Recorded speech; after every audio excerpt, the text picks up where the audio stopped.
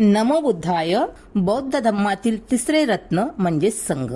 भगवान बुद्धांच्या भिक्षू समूहास संघ असे म्हणतात. सदाचारी, सेवाभावी, ब्रह्मचारी, सत्यवादी अशा सज्जनांचा समूह म्हणजे संघ होय. संघातील आचरणशील व्यक्तीच्या प्रभावामुळे धम्म आचरण करण्याची प्रेरणा मिळते. संघ निमंत्रण देण्यास पात्र आहे. संघ दान देण्यास योग्य आहे. तथागत भगवान बुद्ध म्हणतात, माझा भिक्षू संघ सागरासारखा आहे. ज्याप्रमाणे सागराला अनेक नद्यांचे पाणी येऊन मिळते, त्यानंतर कोणते पाणी कोणत्या नदीचे आहे हे सांगता येत नाही, तसेच माझ्या संघात सामील झालेल्या प्रत्येकाची जात, वर्ण, वर्ग संपून जातो आणि सर्वांना समता व मानवता मिळते. जगातील सर्वश्रेष्ठ पुण्यक्षेत्र कोणते असेल तर ते म्हणजे वंदनीय भिक्खू संघ होय. अशा संघाला माझे कोटी कोटी प्रणाम.